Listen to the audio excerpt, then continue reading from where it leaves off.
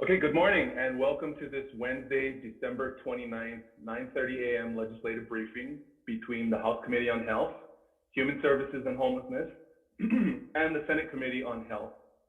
I'm Senator Jared Kyohokalole, Chair of the Senate Committee on Health, here with my co-chair, Representative Ryan Yamane. This 90-minute joint legislative briefing is being live streamed on YouTube, and an archived version will be available on the Hawaii State Legislature's website. Today, the Navy will provide a presentation on their drinking water distribution system recovery plan, followed by time for question and answer by the members present. The Department of Health was scheduled to present as well, but notified us on Monday that a representative would not be available to attend today's briefing, and instead have provided a status sheet by email, which should be either in your inbox, members, or arriving shortly.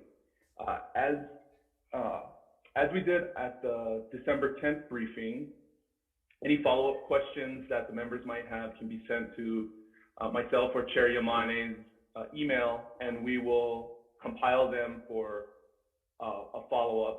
The Department of Health is willing to answer any follow-up questions. They notified us as well.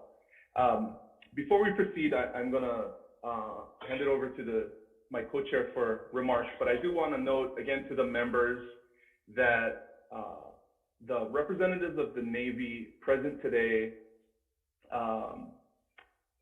joined us to present and answer questions on the drinking water recovery plan.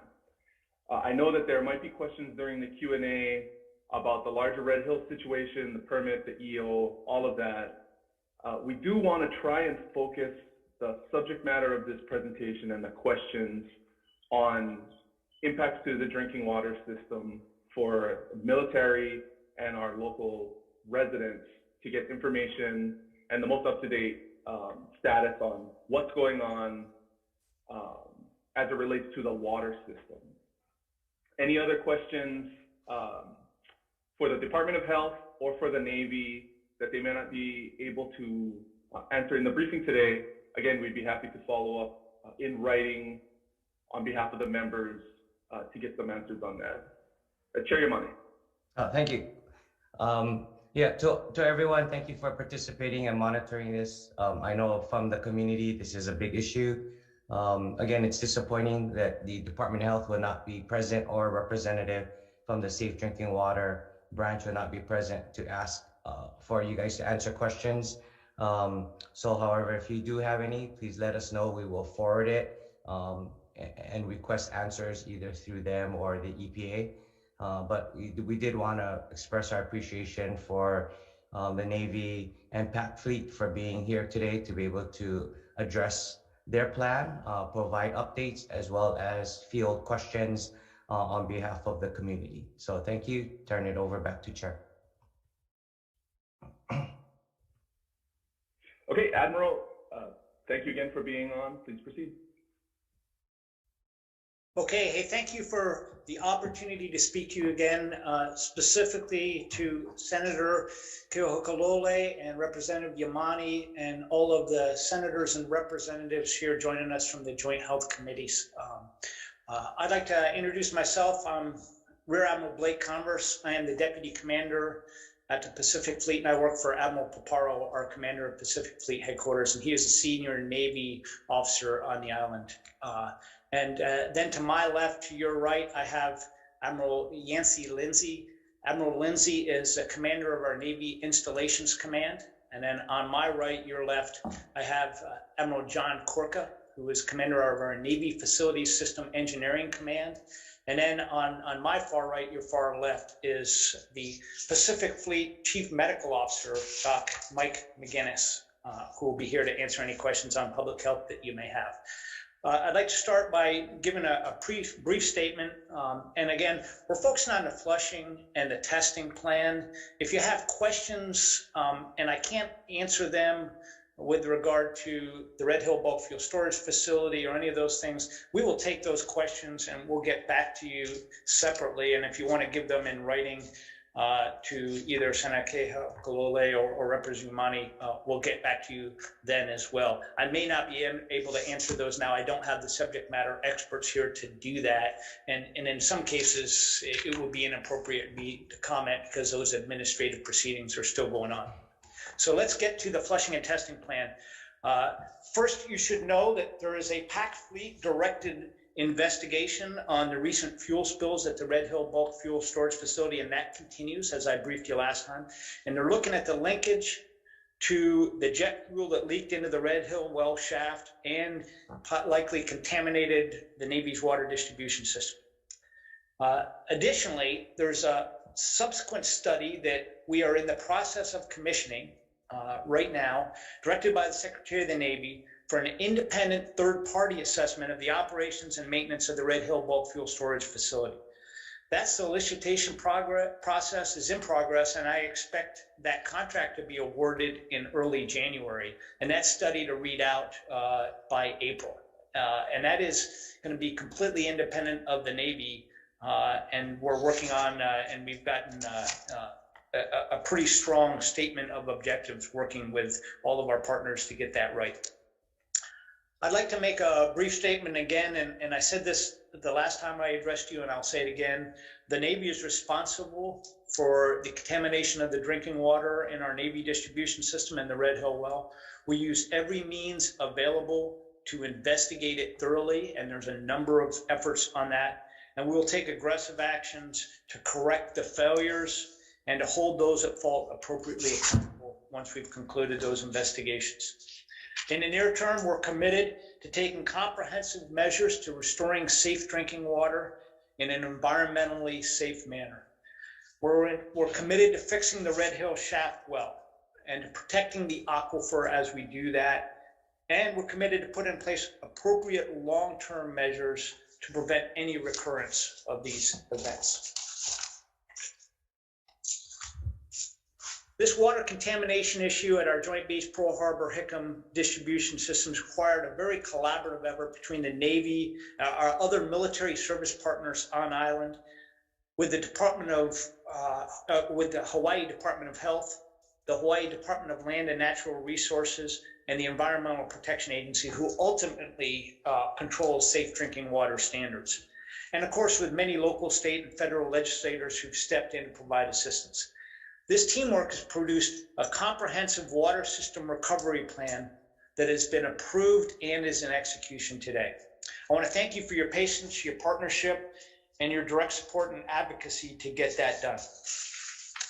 As you know, this interagency team has members of our Navy Facilities Engineering Systems Command, the Hawaii Department of Health, the EPA, and our U.S. Army Corps of Engineers, and we've consulted with subject matter experts from industry, from the Air Force and the Marine Corps on island as well.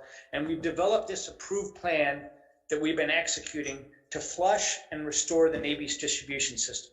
The plan includes complete flushing of the entire Navy system from the source to the faucet, with a comprehensive series of water tests in every neighborhood to certify the drinking water meets safe drinking water standards. Once our distribution lines, the main water lines to a particular neighborhood, and we call them zones, are flushed, and we've taken the required water samples and tested them to be within safe drinking standards, we will then begin to flush individual residences and non-residential facilities in that zone. And we're going to do that in accordance with a standard operating procedure that all of the interagency working group has approved. After all the required flushing has been completed in a particular zone, for example, Pearl City Peninsula Housing Zone, and a series of certified laboratory water tests have been conducted to ensure that that water supply in that zone meets all EPA and Hawaii Department of Health safe drinking water standards, then we will release those test results, and the Hawaii Department of Health will amend their health advisory, and water in that zone will no longer have any restrictions for its use, and we'll start moving back our military residents into that zone. Of special interest to our residents, and certainly to those folks that are on this video teleconference, will be how we release those water sample test results to the public. It's going to be a two-step process. First, we're going to do the main distribution lines in the neighborhood, test them, and then release that test data. And that will allow us to initiate the home-to-home flushes. And then we're going to do the home-to-home flushes, release that test data, and then announce that we've completed all those tests and solicit the DOH for that advisory to allow folks to move back in. Specifically, we'll get all those distribution lines going into a specific neighborhood or zone flushed. We'll take the test results, we'll produce those, we'll release those test results to the Interagency Drinking Water Standards team, who will evaluate them.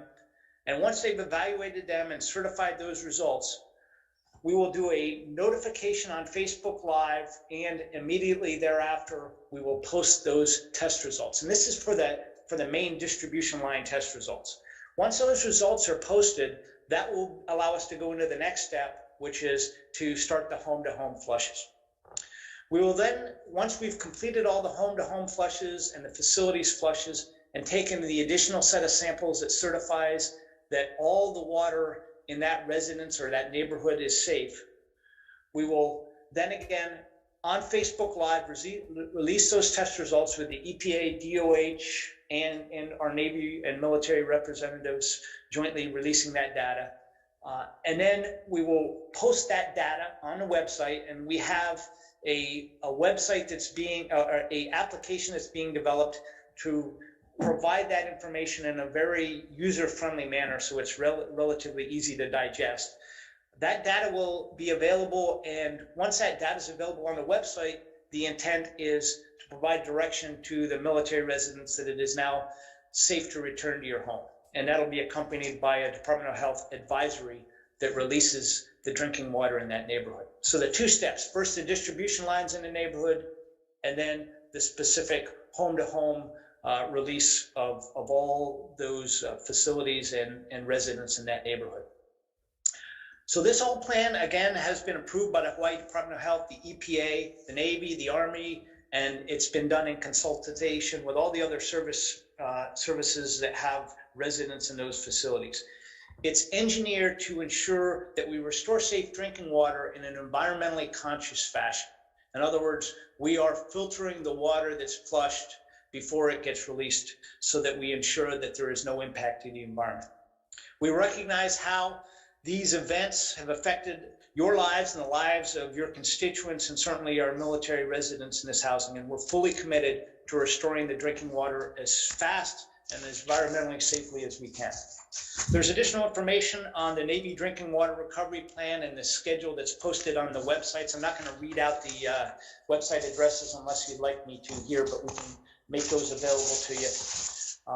And then there's additional resources that are going to be made available as the residents return to their home in a package that we provide them that explains the process.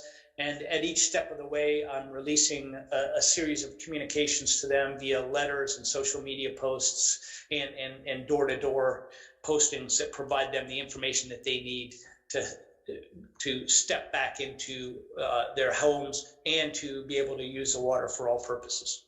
So that's a general description of the plan, and I'm going to pause there and stand by for your questions on that plan.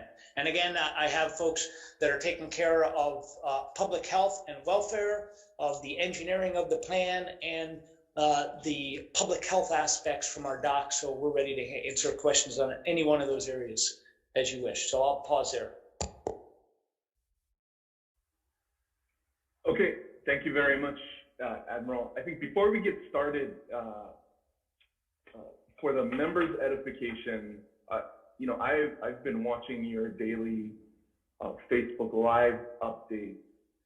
If you could maybe, as a first item in the follow-up for the members, provide all the social media tags so that we can follow those going forward. I think that would be very helpful, because I know you are sending out daily information on multiple platforms, and often a lot of the day-to-day questions can be addressed just by sharing out that information to the broader community.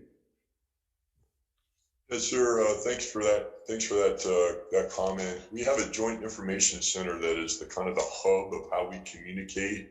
Information comes in, and it's put in a fashion that we make sure folks can understand. And so I'll get with them and we can provide a list of all the various venues, social media platforms and stuff that they are using to put out their information, because there is a Facebook page for the installation.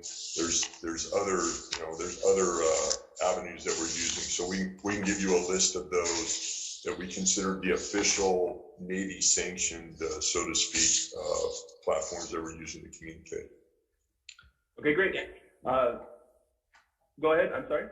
So the website is at the www.charlie-papa-foxtrot-cpf.navy.mil and then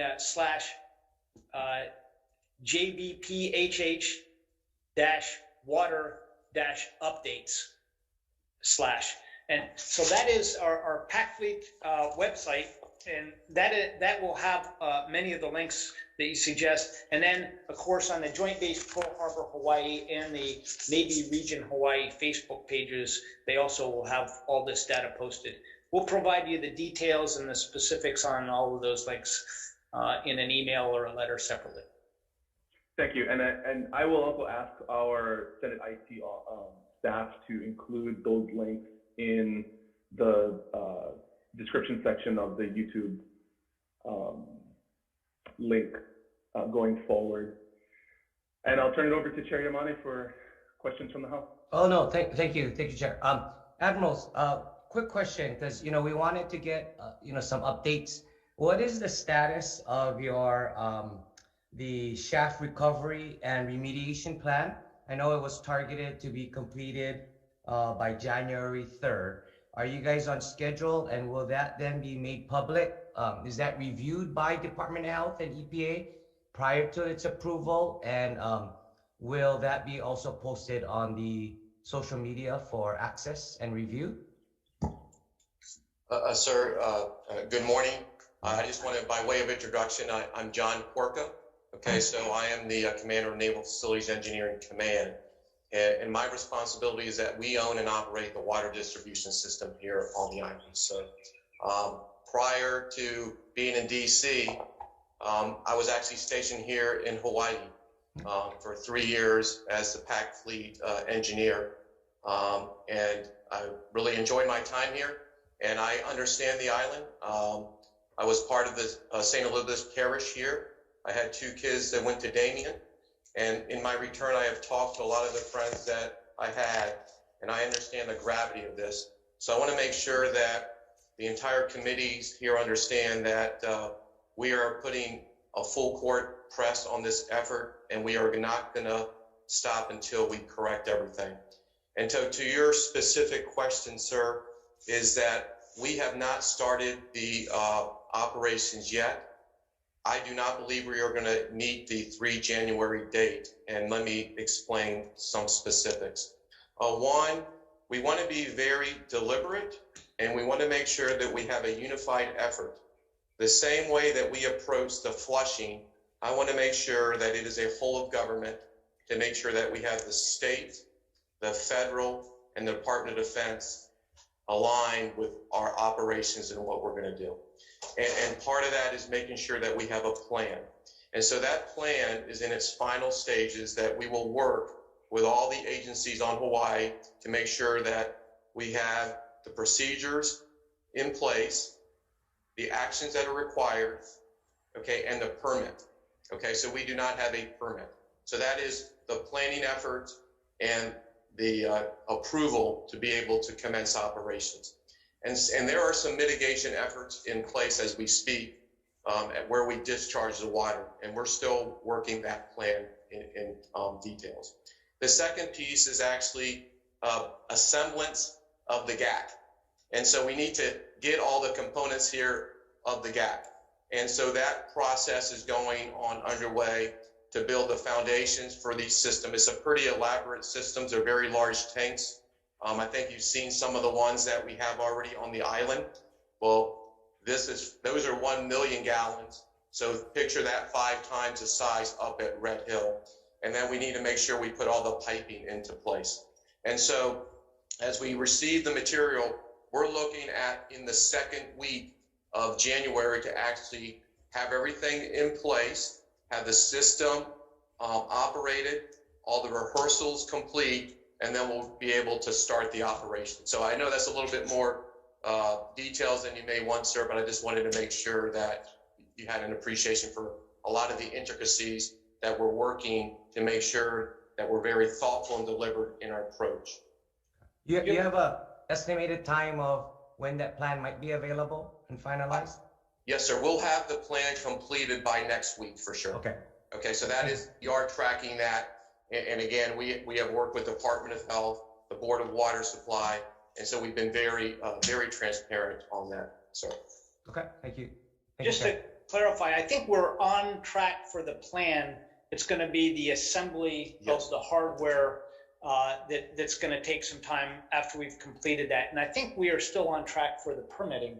The permit is on track. There are some contracts that we have to put in place. You know, they wanted to make sure that we took some biological, ecological assessments of the stream before, during, and after. And our plan is to hire a local contractor to be able to provide that. And so that is part of the plan that we agreed to, and we need to take care of that. Okay. And then once you get that permit, that'll include all the restrictions regarding, the release of, releasing of the water on, porous surfaces and all that, right? Yes, sir. So that'll be the permit where Department of Health will be able to monitor, right? Yes, sir. And I would also offer this to everyone is that we're going to be discharging a lot of water. And, we're not going to discharge bad water. And one of the things that the interagency is doing, and Admiral Picardo actually suggested this, it would be a travesty to take some good water and just flush it away. Is there other applications that we can use some of this water? So we are discussing that because of the discharge. It's just a large volume that maybe business can use it. You may be able to use it for an industrial purpose. So that is an item that is not a direct action item, but it is being discussed. Okay, thank you, Chair. Okay, Senate members, questions? I just want a follow-up question on the discharge. What is in that discharge, and is it going to be, when you flush it out, when you're putting it out into other uses, as you mentioned, what is in that water? Or do you know?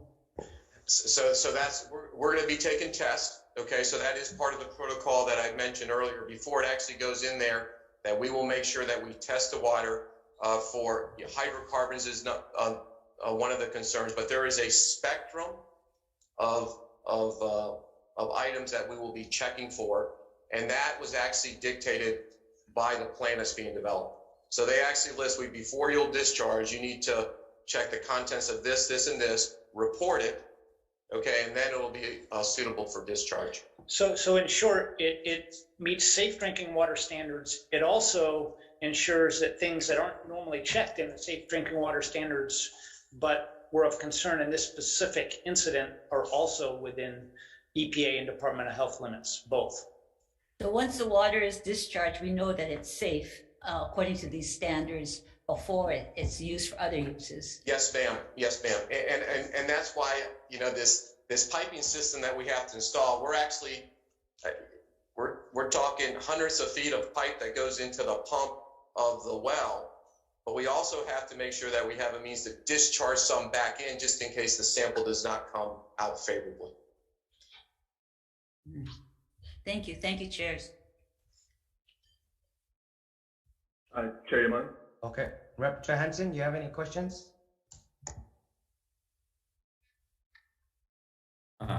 I'll defer to the health committee first. You've been very generous in giving the area. No, go ahead. Please go. I'm giving preference to area legislators to ask your questions. Thank you very much, sirs, for being here. I just want to confirm what I thought I heard Admiral Converse, which is, in addition to doing all the testing, you'll end up doing a final point of testing in each affected person's house, as well as providing them a report. Did I distill that correctly? So the details of the testing is we will do set of tests on the main distribution line, then we'll go flush the individual homes or facilities, and then we're going to test at least 10% of all the homes. And each home that we do test, you know, so one of those 10%, there's, I think, about 5 different tests at different locations within the residence or the facility that we test. And the tests are both for specific contaminants associated with this incident, and then a panel of tests that reflects meeting all of the EPA and Department of Health safe drinking water standards. So not every residence, but 10% of the residences, and in some areas more than 10%. And then there is also a stagnation test. We wait 72 hours after the test results, and we do another test. So there's a panel of tests that these experts from industry, Department of Health, and EPA have assured us will allow us to declare the water safe in each zone. Chair Yamane, do you mind if I ask just a quick follow-up to that? Okay, please. Is there a reason for just 10%, and you know, as opposed to 100% or 50%? I guess I'm wondering why 10, and is that 10% spread out evenly among all of the affected areas? I think you said some places might have more. What determines where there's more individual home testing within that 10%? So why 10%? Why not a higher percentage of the homes? And then also, what dictates where you test? Okay, so I can address that. Maybe a little bit of a long answer if that's okay, but hopefully it'll cover everything that you need. I want to make sure that we have a good appreciation for the testing that we're actually going to do. Okay, so as Admiral Converse mentioned, is that there is a system distribution test. Okay, and that system distribution is testing for 2 tests. They each get 2 tests, and those 2 tests is, one is to test for hydrocarbons. Okay, and then the next day we take another test, and that's going to test for compliant, safe drinking water. And that you're testing for more than just hydrocarbons. You know, you're looking for carcinogenics, and there's a whole battery of different tests that will provide results. Okay, so those are the 2 tests that is in the system. And in the home, we go right into the safe drinking water. Now, when we flush the homes, and again, this is per the plan that was developed by the interagency, is that it's the homes that's going to get tested concurrently with other additional facilities in that zone. Okay, and in addition to that testing as well, is that there is specified testing for select types of facilities. And we're like, what is a select type facility? A CDC, okay, Child Development Center, a school, that carries a different number of testing based on the population that occupies that type of home. Okay, so the 10% is a sort of a statistical, okay, determination based on past events, based on academia, based on the capacity of existing labs that are in the United States, okay, and then a confidence factor that we're doing. I would also add that the test doesn't stop there, is that there will be additional testing protocols after someone moves into the home as well. Okay, so the 10%, okay, is a statistically based, okay, representation, okay, of the area. And that area is the area that's the entire area affected. So there will be equally distribution. So if you have, it's not we're going to do all 5 here, okay? We will distribute the testing so we can get the maximum sampling probabilities that exist. Okay, so hopefully that, you know, gives you an appreciation for that determination of the 10% and where that 10% is. The other, you know, but for other selected areas, it'll be a greater number of tests. Did that answer your question, sir? Over.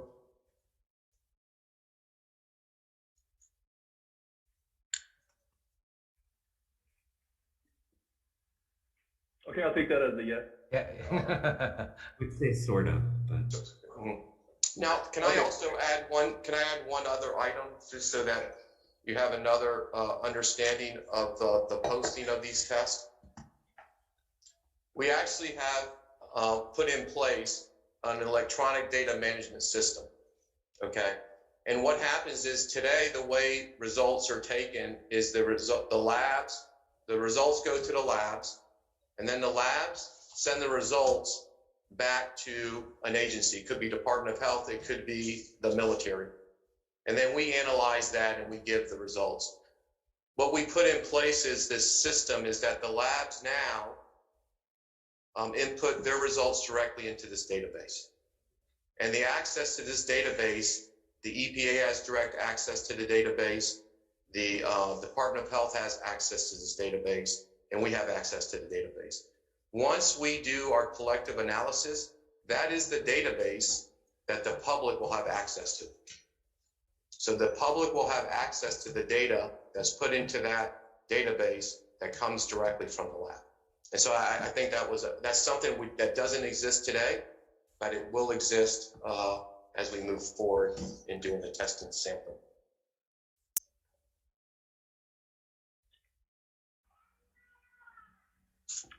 Representative Johansson, are you good?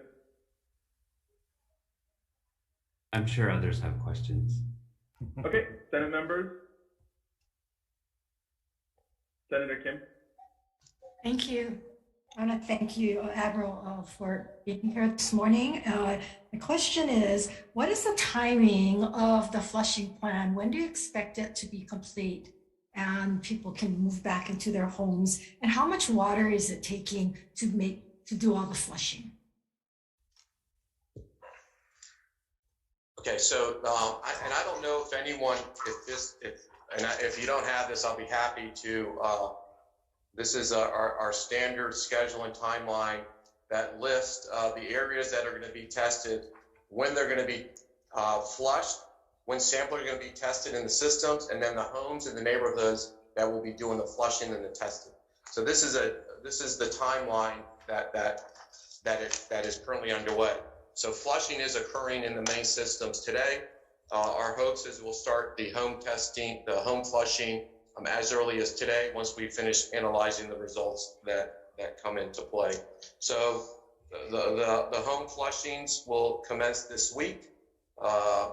Systems testing has been underway for the last week, and by the end of January, we should have everything complete.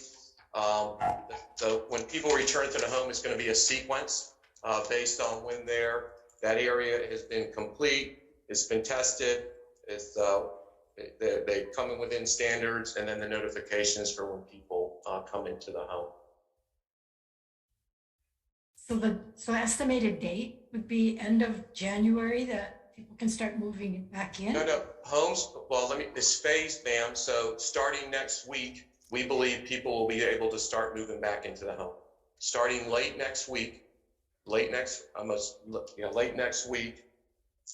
we will have people will be able to start moving back into their homes.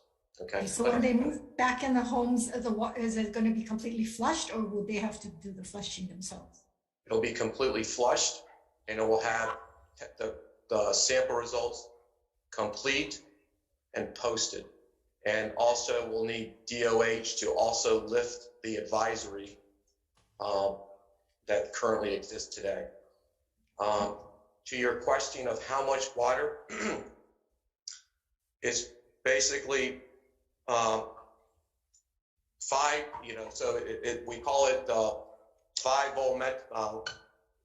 5 changes. Basically, we're going to flush it 5 times. Okay, so you just think of a pipe, it's filled, flush it through. We need to turn it over 5 times. Okay, so 15 million gallons a day, so 5 turnovers of water. Volumetric turnovers, that's the term that's used in industry. So 15 million gallons a day total to flush? That's being flushed, yes, ma'am. For how many days? Well, we're doing it every single day, ma'am. Can we get a later estimated total amount of water you anticipate? Yes, ma'am. Utilizing for that? Thank you, Chair. I do have other questions, but I will yield for now. Thank you. Okay, Could I, Chairman. add one point on this water usage? Just to be clear, we have permits that identify the amount of water we can use from each of our wells.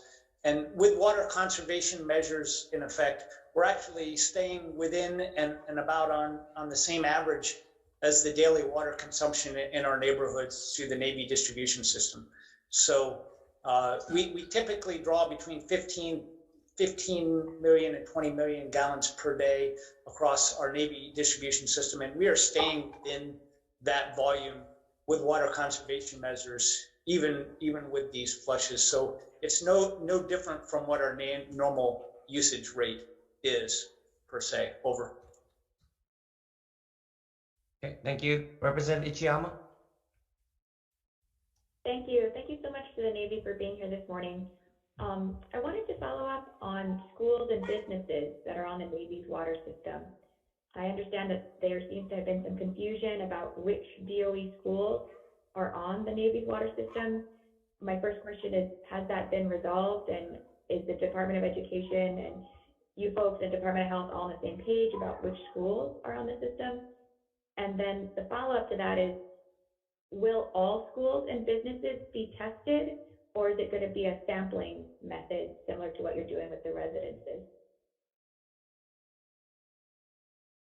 So, ma'am, I will have to validate whether we have been in direct communication with the Department of Education. Okay, that I do not know if we have or have not. I will double check that today. Yeah, we have, I'm not aware of any confusion by the Department of Education or the individual schools on whether they're on the water supply. I think there were some folks that may have kids that go to those schools that may have been confused about whether their schools were on the water distribution system or not. But we have been in communication and coordination directly with the schools and with the DOE. We've identified to those from the earliest stages of this, which schools were on the Navy's water distribution system, and we're providing them with bottled water. And until the Department of Health issued the advisory that said the water was safe for everything other than drinking, we were also providing them with hand washing stations and other facilities to do that. And if they request that, even though that's not required by DOH, we've continued to provide them with those facilities too. So I'm not sure that there was a question at the DOE, because we were communicating with them, or at the individual schools, but there may have been confusion among residents, and we've tried to fix that by posting listings of what facilities as well as residents were affected. And if there's additional communications we need to do on that, we'll get that right. But they are part of our flushing plan. Okay, so they will be done concurrently within our zones with the neighborhoods. That is something that's dictated in our plans. The number of samples that each of these schools get, I mentioned earlier, that has been dictated as part of the plan as well. And so we're prepared to execute that plan.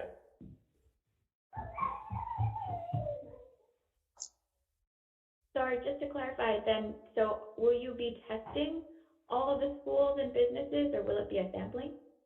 So for the schools, okay, that are on the Navy distribution systems, they will be tested. That will not be a random test. They will be, in fact, tested. And each of the schools they'll have 5 tests in that schools. That was an added item that we just revised our plan with as of 2 days ago. So the schools are going to be they're always going to get flushed and tested.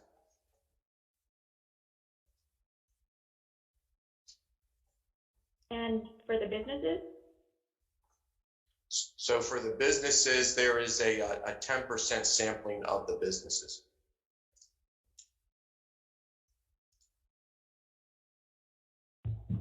Thank you very much. Thank you, Chair. Thank you, Chair. Senate members? Senator Favela? Good morning. Yeah, so I only get one question, because you're seeing the facilities and the Navy water.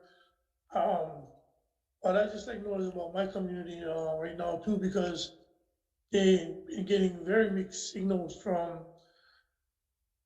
management of the facility of Iroquois Point Housing and with the schools. The schools are still, well, they're on break, but there still was on the bottled water and the water that was delivered by the DOE. So is Iroquois Point part of you guys grouping in Flushing and going house by house? Because those people still live in the houses. They never was evacuated because they're non-military. Even the military that is retired or enlisted men that is there, if there was an army, they're still there. So are you guys are going to be flushing Iroquois Point Elementary School and Iroquois Point housing area?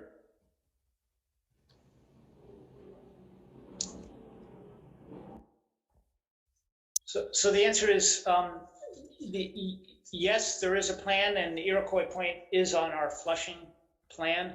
The vast majority of our military residents and our civilian residents of our military housing are still living in their residence. And there's not a mandatory evacuation, and the water is safe for all uses other than drinking the water or ingesting it by the DOH advisory that's been in place for several weeks. So we did do a voluntary evacuation if those people chose to move out because they couldn't drink the water, but it is safe for other uses. And so, and the majority of folks have decided to stay in their homes, and we provide them with drinking water as we're doing for the Iroquois Point residents. And again, we are going to execute the flushes in the Iroquois Point housing areas per the plan. So how did you get that information out? Because I never hear nothing about the voluntary removal of the people that got sick already, that went to the emergency, that wanted to relocate. So when was this memo, or when this was sent out to who? And everything that you just said now about Iroquois Point housing, I would love to have an email. That's why I asked you the last time when you guys was on here. I wanted to dialogue with you guys, which I got no response from you guys. Now you're telling me that you told the guys in Iroquois Point housing, non-residents, I mean non-military and military, that they had a chance to be volunteering to be relocated. I would really want to see when was that actually executed, because I didn't hear nothing from the residents there. So they told the residents there that the water had a very, very low percent of petroleum. So I don't know what a low percent is with the DOH or the Department of Water, whatever. There should be just water in our water. So if you get petroleum in your water, you can do everything else but drink them. How you know one house gets more petroleum than the other? You guys didn't test all the houses. The school was still on bottled water and strict restrictions. And only recently, in the last couple of weeks, the Army brought out a tanker in the area. So what I'm saying is that everything is all fine and dandy with you guys flushing program and everything like that, but you guys still yet not even telling the public what is the future of those tanks. You guys still using the word fix, repair, all that kind of stuff. You guys not telling the community that you guys want to go ahead and get the fuel tanks out of Red Hill.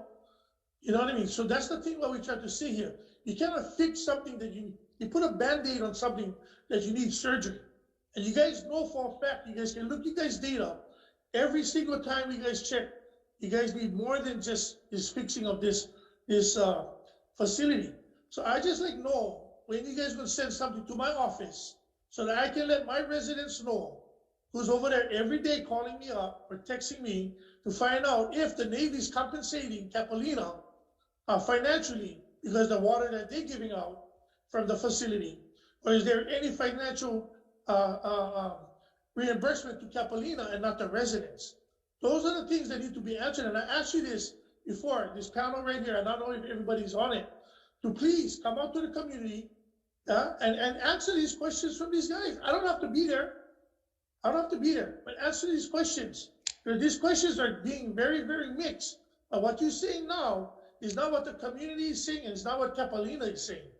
So if any of these residents that got so-called, you know, some of them had showed me that they got chemical burn, some of them got irritating throat, all kinds of stuff that they went to the emergency. Those families definitely would want to be relocated, but nobody had ever offered them that opportunity.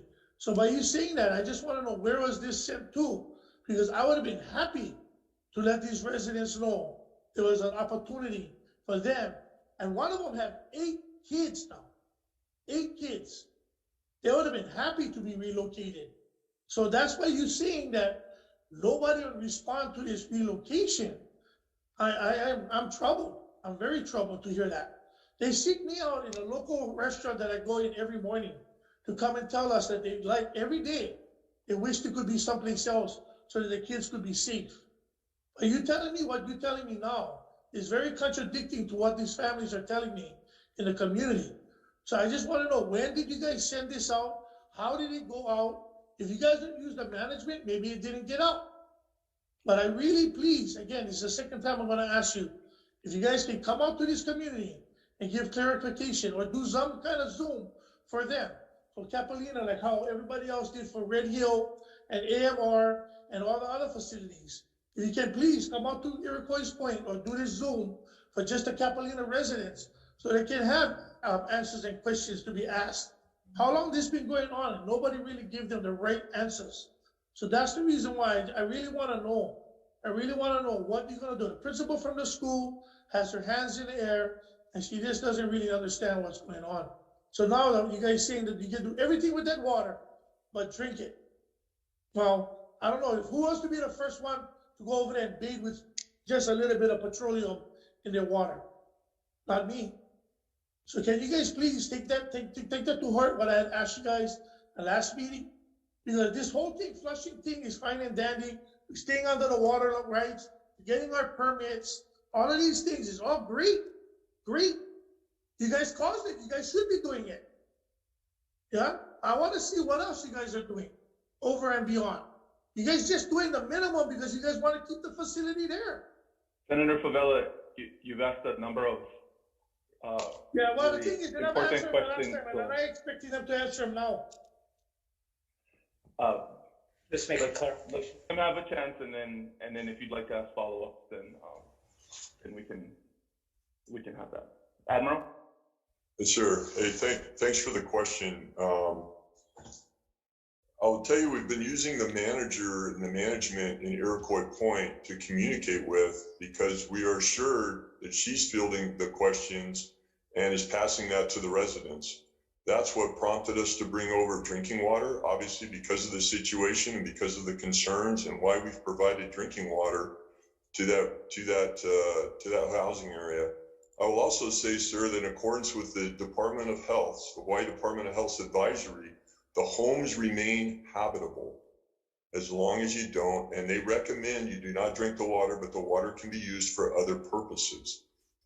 And the evacuation orders that the military issued were for their military personnel and their DoD civilians. If they did not feel comfortable living in their homes, then we offered them the opportunity to move out. However, that was not mandatory, and in fact, over half of the military residents have and continue to live in their homes safely, and that is in accordance with the Hawaii Department of Health's advisory. As far as the school, we've provided them water as well. Happy to meet with the school's principal or superintendent to make sure that he or she has what they need, and we can support them as the best way we can. I hope that answers your questions. And of course, they have access to our Facebook Lives. They can ask questions on there. They can call our call center. Those numbers have been provided if they have other questions. But it is a fact that Iroquois Point is supplied by our water system. We are required to restore that water system to drinkable standards, and we are committed to doing so. Over.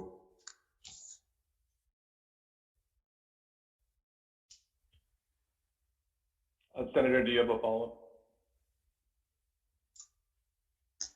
Yeah, so earlier when I had asked that question, right, how did you examine it? Right there's the misconnect.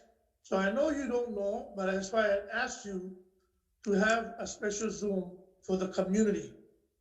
Because again, a management does not give out the information that you are supplying.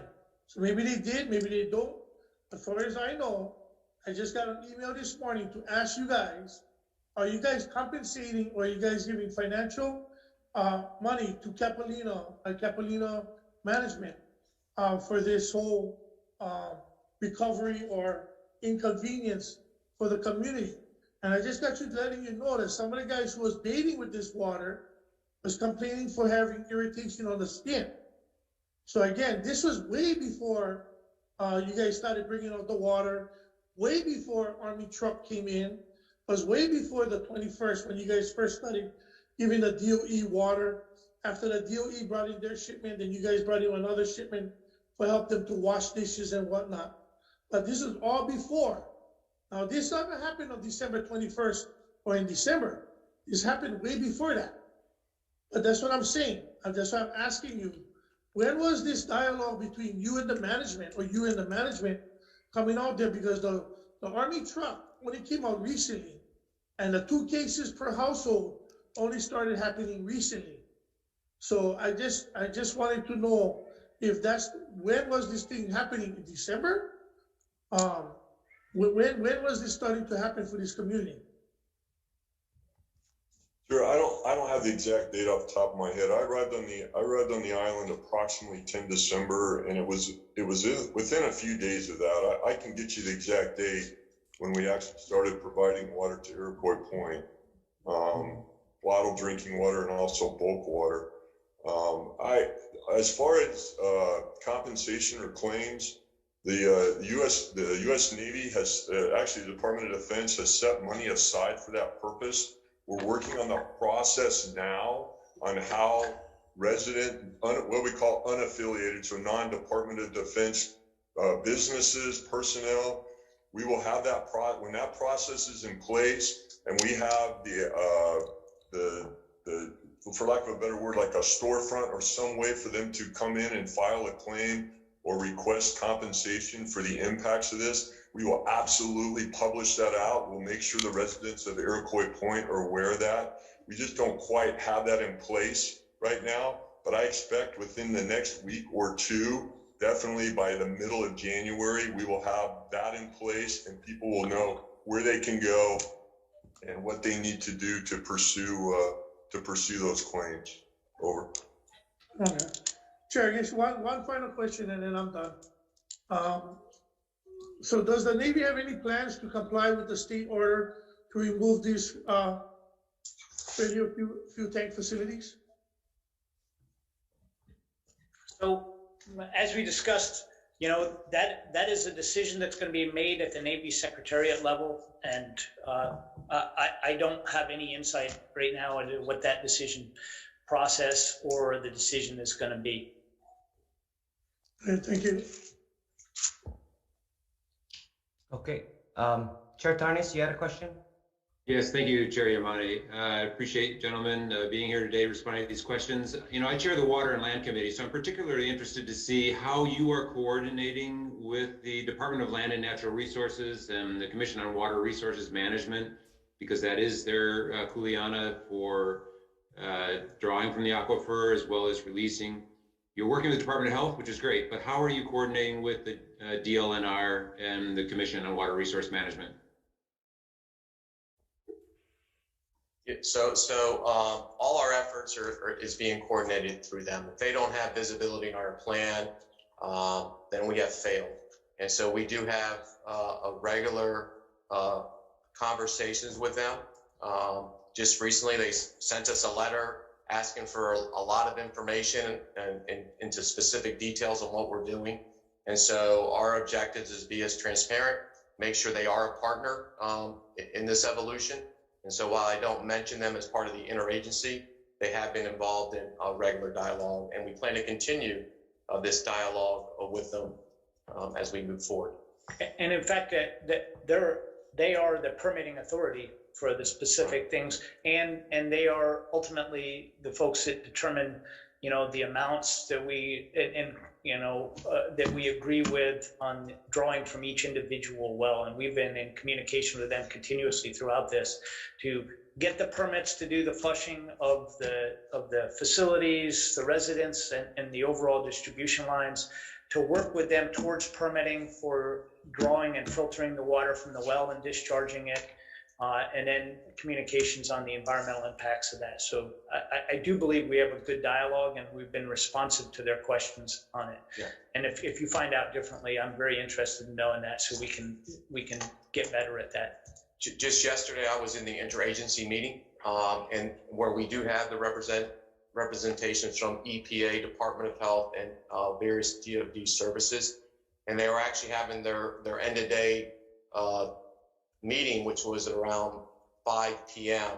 And they actually had, a screen like we have today here, sir, and they actually had the Board of Water Supplies and other agencies on that. So I feel comfortable that communication is occurring. I'm glad to hear that, and I just would urge you in your public communication that you also describe the work you're doing with the Department of Land and Natural Resources and the Commission on Water Resource Management, because they really have that public responsibility, and people should know that you're working closely with them.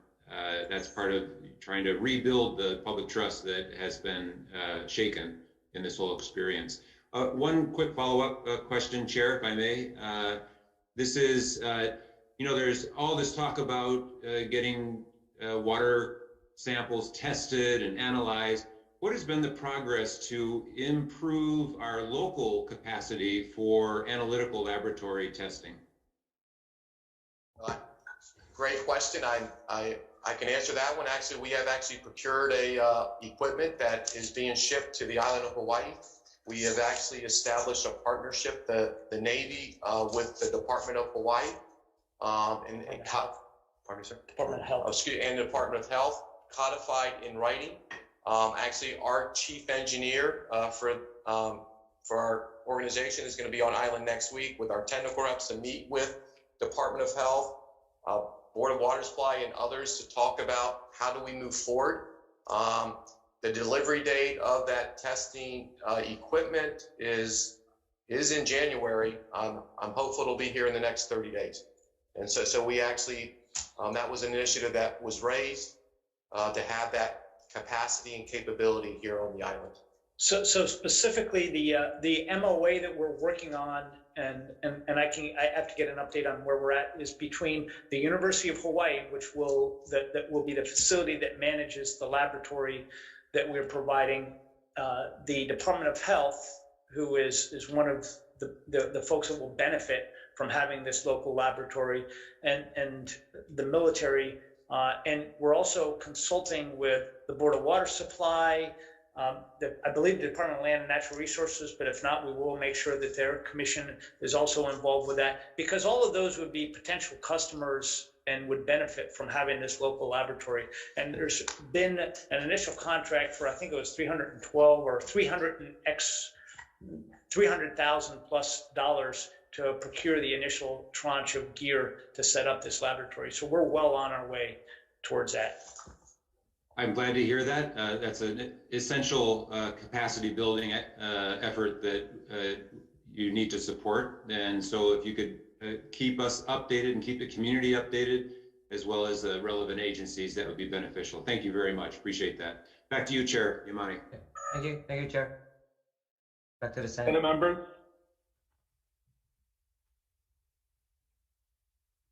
Okay, Senator Kim. Thank you again. Earlier, Admiral, you said that you were procuring a study, a third-party solicitation, independent of the Navy. So my questions is, what exactly is it going to cover? How much is it going to cost? And will this be consistent? Or how does this be consistent, possibly with the state order? Suspend operations. Okay, so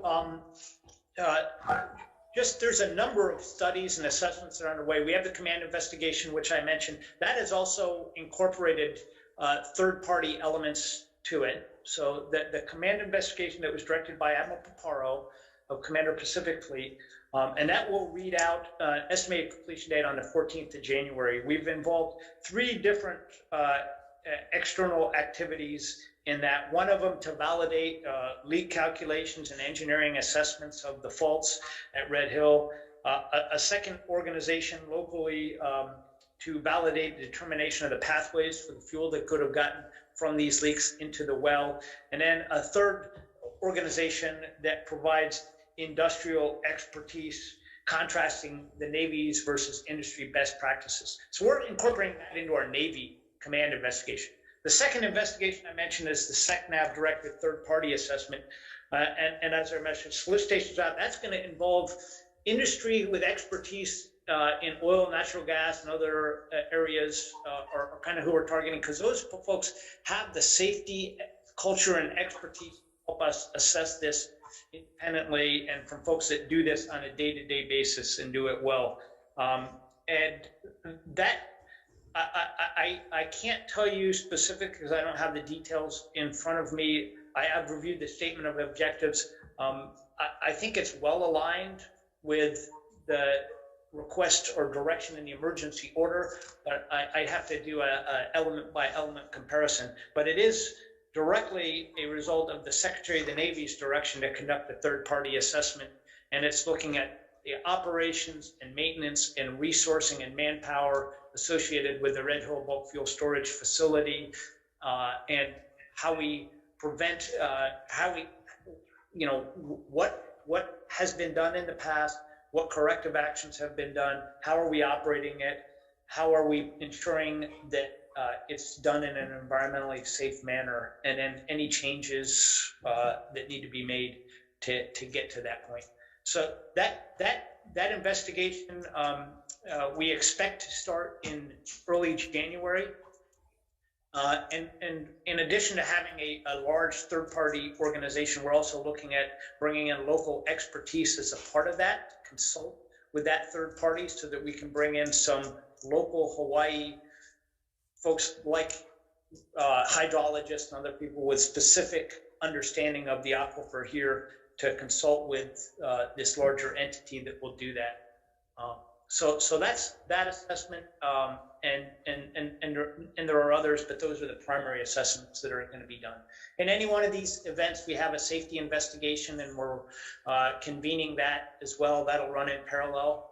And the value of the safety investigation is people can speak to them, and the civilians that work at the facility sometimes are more comfortable speaking to these folks because it's not prosecutorial in nature. So that gives us a different element too. So that aspect is also being conducted in parallel with these other investigations, but not to impede getting these other ones done. And the budget for that solicitation? I don't have that at my fingertips, but if you'd like, we can get back to you on that. I don't know if that's been set, and I'm not sure releasability until they've contracted it, but it is expected to go on contract on the 5th of January, or at least that's when the solicitation period ends and we make a decision on that, assuming we have bids. And it looks like we will likely have bids because we've got a number of technical questions associated with the statement of objectives. So it's all moving. Final follow-up. So the results of this study and solicitation, you're going to take that and incorporate it into the long-term measures to prevent these kinds of events from happening, which is the statement you made earlier. Is that a true statement? Yeah, that is. I think it's going to make a decision on what needs to be done with the Red Hill Bulk Fuel Storage Facility in terms of long-term operations or draining the fuel tanks or all of those things associated with the decisions based on that. Can we operate it safely? What things need to be changed to do that?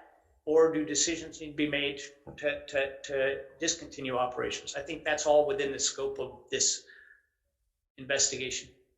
Okay, thank you. I certainly agree that we should suspend the operations, but short of that, I just want to say that back in 2014, we were told that long-term measures were being done, that you folks incorporated all of these safeguards so that leaks wouldn't occur again, and if it did, you would be able to know that and get alerted.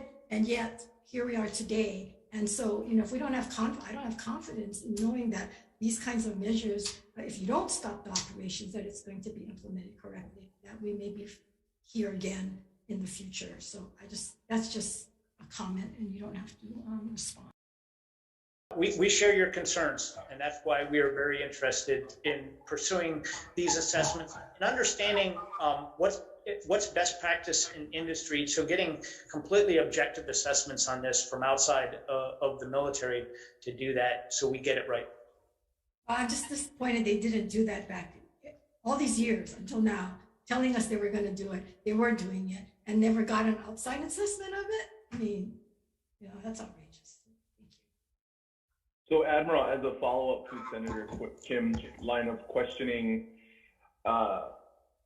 if the Navy could provide us a copy of at least the statement of objectives, I don't know if the full solicitation is really necessary, and obviously you're not done with procurement yet, but if you could provide a copy of at least the statement of objectives for the third-party review, I think that would be very helpful to the members. Yeah, I'll provide any data that is immediately releasable, and if I can't release it immediately, perhaps I will give you a timeline for when I can get that released to you, sir. Great, thank you very much. Chair Yamane. Okay, I'll open it up to any members of the House. Anyone has a question? Raise your hand. Okay, I see Representative Johansson. Thanks again, and maybe taking it back to some of the water infrastructure, if we can. So thank you for explaining the testing regime that you're putting in place. What I'm wondering, because I'm not an engineer and I'm certainly not familiar with water systems, if you can explain the water delivery mechanisms, like what the pipes are made of, you know, that carry water to facilities and individual homes.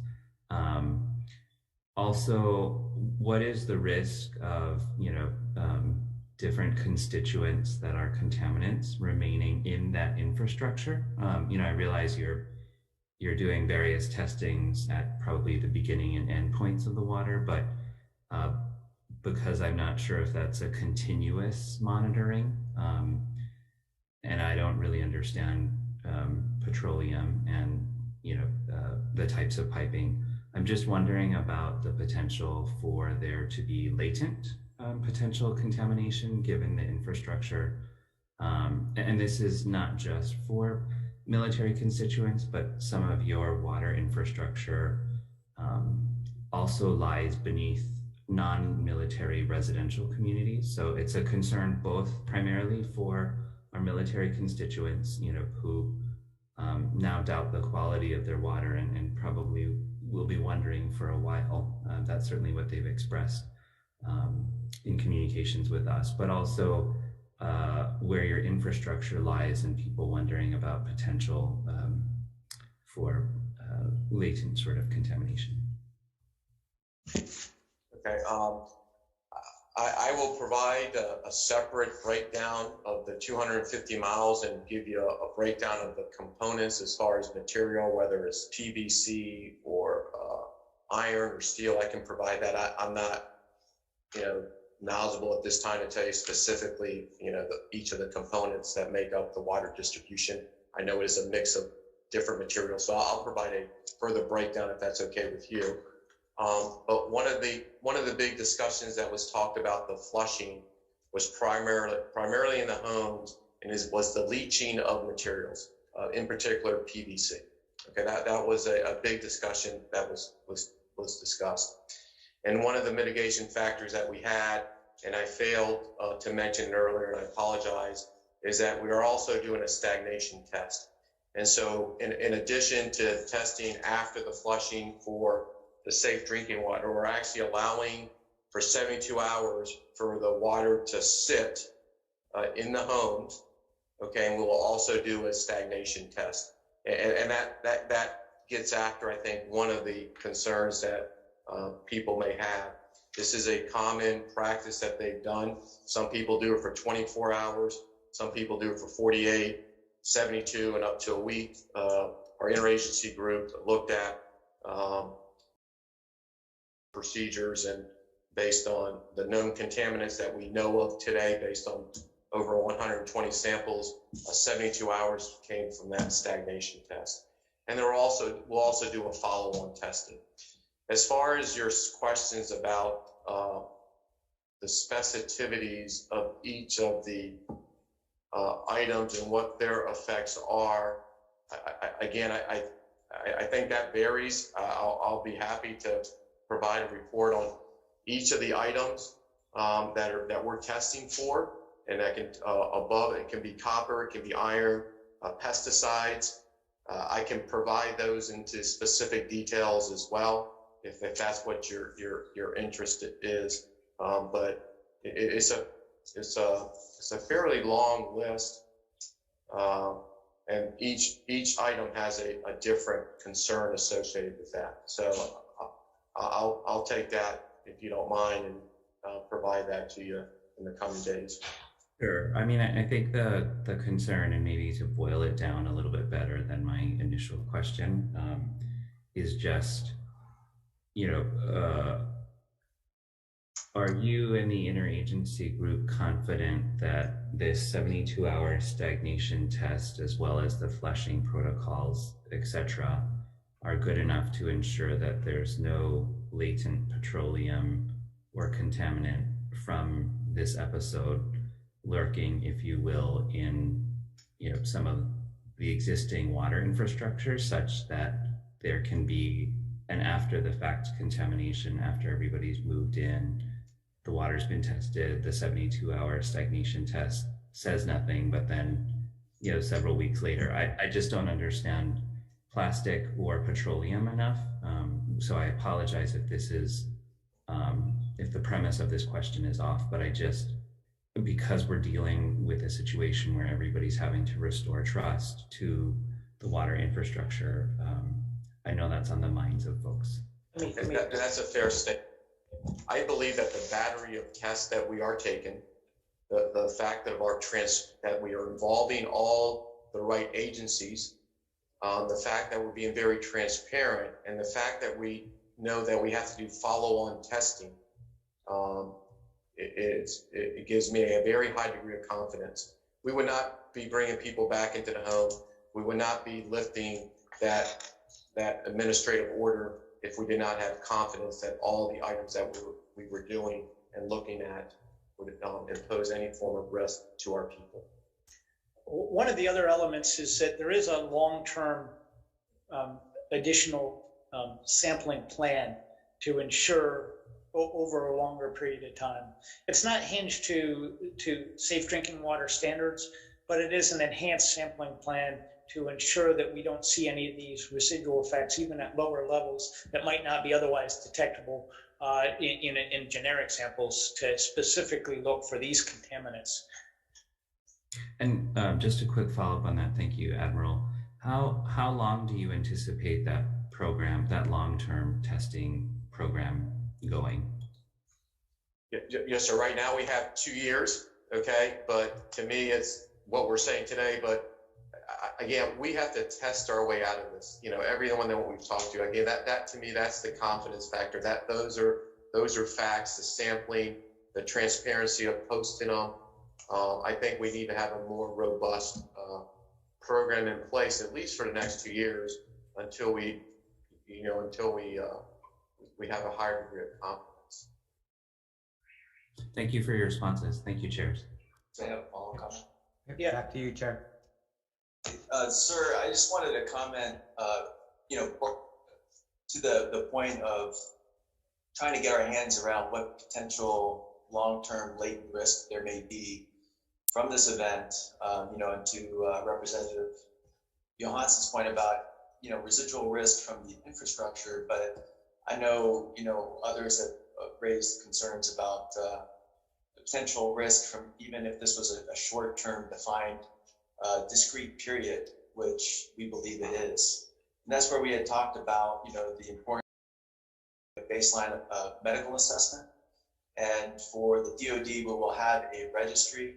And then for the Department of Health, they are working closely with the CDC to do a health assessment of the population affected that's outside the DoD lifelines. And so, the Department of Health is coordinating with the CDC to have a team. They're going to be here next week. It's going to be a 12-person team, tentatively. and their schedule has them arriving on the 2nd of January on ground for 2 weeks. And they are going to interview and do health screening assessments of those families that have been impacted on the Navy water distribution system that are not DOD. And specifically for Senator Favela, they will be coming to Iroquois Point and talking to your constituents and getting their feedback about what's happened here. So they'll do that, face to face, and then a large body of this work will continue when they depart virtually to do these screenings and questionnaires. That will inform, what the future effort will look like through the Department of Health as far as, longer term surveillance. That's all going to be based on this initial assessment. And thank you for that. I guess as a follow-up to that, and we will, for the members, I will also include a request for an update on that plan from the Department of Health, since that's their Kuleana, I guess, in concert with the EPA. But to follow up on Representative Johansson's question, I'm looking at the, this is your 28 December flushing and testing Sitrep, and it looks like, before you get to the home, as you've described in the protocol, before you get to home flushing and then home testing, you're doing distribution system flushing and then system testing. So for, in this Sitrep, it looks like zone A1, which is Pearl City Peninsula, and this has been, you've referenced this in your Facebook daily updates, I believe. And so we're going to try and work to make sure that the members have connectivity to this information as well, if they don't already. It looks like for this zone A1 Pearl City Peninsula, it says 22 December, the distribution system flushing, I guess for that zone was completed and you started testing. When do you expect, and then it looks like the estimated home flushing starts today. What does it look like for the distribution system, just as an example, in A1 to be remediated to a point where you're comfortable to have, drinking water utilized from that system? And how long before we can expect those tests that started on 22 December to give us back a reading one way or another? So we actually received the last parts of the system test for Zone A last night. And so when I walk out of here, we should have, they already know the results, this interagency team. So as there are people today, right now, ready to flush the homes. Okay, they are standing by. I'm hoping they are, based on the results that we receive, and then we'll disseminate that information. So the results for that, sir, came in last night. The other thing that we just recognized, just to put things in context, and this may not answer your question, but I'm hoping it'll get out, where we're going from here, is that we're in the process of knowing the interests of all the testing and to give people a better appreciation on the testing that we receive before we start the next step. We're putting together a placemat by zone that lists the number of tests and the types that we're receiving, when we should expect them, okay, and then what's their status, and then that'll move on to the next step. So we will not get into home flushing until we get a positive that we have met the criteria for compliance as well as hydrocarbons. Okay, and so that's what that constitutes the next step.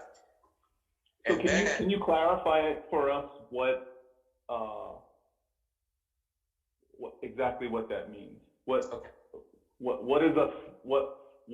kind of test results do you need to see for in the distribution system, for a thumbs up and move to the next step? Okay, yes, sir. So there are two tests, sir. The hydrocarbon test, and that tests a spectrum of different hydrocarbons, diesels, gas, and there are limits not to exceed. And so if none of those if we don't exceed any of those limits, we get a check. But that doesn't mean in what interval? Pardon me, sir? In what interval? Immediately after the flushing. So once we finish the flushing, take the sample and it goes off to the lab. And right now it's taken about 3 to 4 days to get the results back and analyzed. Okay, so that's test one. We must get a positive concurrence that we have not exceeded any of the limits. Okay, the day after we take that first test, we're taking a different test, and that is for compliance. That is for safe drinking water. That has an additional number of items that they look at, from a pesticides, copper. There's a listing of those that we need, and each one of those have a threshold. Each one of those have a threshold. The team will analyze those thresholds. Once they meet the acceptable threshold dictated by EPA, we get the check on that. So now we must get a up check from the compliance, okay, and we must get an up check from the hydrocarbons. Once we so, get Admiral, that, are you required to receive positive results from those two tests over a period of days, multiple tests to validate, or once you have a test result that gives you the readings under the appropriate thresholds, then we're proceeding with the assumption that the system is remediated? Hey, just to be clear, we've got over 120 samples on the water distribution system done by the mainland lab, and we've never seen any samples that approached even the environmental action level, let alone the Department of Health limit on the distribution system and on the residents. So in a normal case, if you're flushing to get below a limit, then yeah, you would have to do multiple samples to verify that you got it. In this case, none of the samples that we've had indicates, anything from the distribution. Okay. So now we are verifying that after this flush with these samples, and then there's going to be subsequent samples, in the homes as well. So and all that in the home will also include the 72-hour stagnation test. So there's staggered tests associated with that. So there isn't really given the fact that we know that the contamination happened, but the test results, I guess, from what you're saying, have never really indicated that the contamination was happening. Do we have a good indicator that the plan is working, aside from when the entire plan is completed and people come back in their homes and you don't see any, social media videos of people flushing their toilets and smelling petroleum? So this reflects the challenge, the engineering and the technical challenge, and why we had to bring in the subject matter experts from universities and industry, as well as EPA and the Department of Health, because of the fact that this is what all indications was from the Red Hill well. The well was isolated relatively within the day of the first event. It was in the system. It is subsequently millions and millions and millions of gallons have been flushed through the system, and we haven't been detecting it since then. But there were those indications that we had that affected the population, and now we're going back to do a thorough flush and validation that we have cleared out all the possible locations, but we're not seeing them in the samples that we've seen, which is a good thing. It tells us it's not persistent in the water that's in the distribution lines, but we're going to still flush them again to make sure. And we're not seeing it in the homes right now, but we're going to still flush them and go through the procedures of changing out the fridge filters and other things to ensure that we don't have them. So it's based on sound engineering from the best minds that we could become available, and a series and panels of tests that validate that engineering is that, and these very robust flushes that we're doing. So it represents, you reflected the challenge we have in getting to this, and frankly, that's why we're doing this very, very persistent series of flushes and tests and flushes to get at that challenging problem. Thank you for that. I'll use the Chair Yamane for, I believe, probably our last question. Yeah, okay, so we have enough time till 11 for one final question. I want to open it up to any members who want to ask a question. Please raise your hand. Okay, I see Representative Capella. Thank you very much, Chair, and thank you to the Navy for being here today. So my question is really that you said in the past, not in this meeting particularly, that the state doesn't necessarily have the authority to shut down, to order that the tanks be shut down, but the Hawaii Department of Health just reaffirmed the governor's order to defuel the tanks. Are you willing to abide by that order? Are you planning on pursuing any type of legal action to subvert it? You've also mentioned in this meeting in particular that you are seeking basically a third-party non-Navy assessment of the facility to show accountability for yourselves. The state and the county, though, through Board of Water Supply and through DOH have already done similar assessments. So I truly think that it's kind of disrespectful to the state to say that you need a non-Navy assessment when the state itself and the county is non-Navy. Okay, with regard to the question of whether we're gonna follow the emergency order, again, hey, my goal and my task is to restore safe drinking water. I don't have any authority over the Red Hill bulk fuel storage facility, and frankly, that's a decision at the Navy Secretariat, and they will decide whether to pursue, following the order or contest it or what have you. That decision is not within the hands of the local Navy leadership at this point, and we're not going to comment on that. What I can tell you is that the third-party assessment of the operations and maintenance of the Red Hill bulk fuel storage facility is a piece of the emergency order, and it was directed by the Secretary of the Navy, because the Red Hill bulk fuel storage facility is not in operation now. The Secretary of the Navy directed that we suspend operations other than routine watchstanding and security and leak checks and all the other things that we do to routinely manage it. We're not filling it. We're not draining fuel. We're not conducting operations to refuel ships and aircraft from that facility right now. We're using our tank farm down at our base. And that direction will continue until it's lifted by the Secretary of the Navy, and it's pending the results of our investigations. The third-party assessment will help us to ensure that we don't just look at the Navy investigation, but outside industry experts to ensure that whatever we do with the Red Hill bulk fuel storage facility to restore the operations, even to drain the tanks, is safe. And we've done the appropriate fixes to the operations and the maintenance and material conditions, to the number and the quality of the training and the watchstanders, all the other things and the operators, to ensure that we can safely operate that facility, regardless of what we end up doing with it. Because we certainly don't want to, if we're concerned about the operations of a tank facility, we don't want to start operating it again until we've ensured that those operators are properly trained and we've corrected the causes of the previous spills.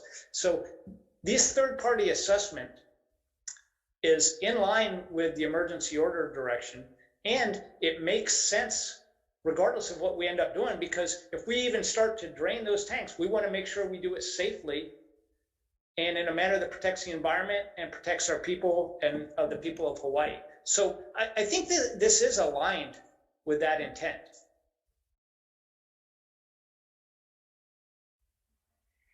Okay, Chair, turn it back for final comments.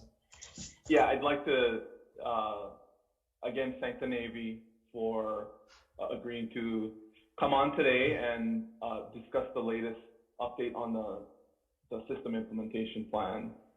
For the members present and any of the members watching, if you have follow-up questions that you would like us to include in correspondence to the Navy or to the Department of Health, who is not present but agreed to answer follow-ups related to this briefing today, please email your questions to Chair Yamane or I before the close of business today, and we will include them in our follow-ups with the Navy. I'd like to again thank Chair Yamane and the members of the House for agreeing to convene this joint briefing so that we can get everybody together at one time.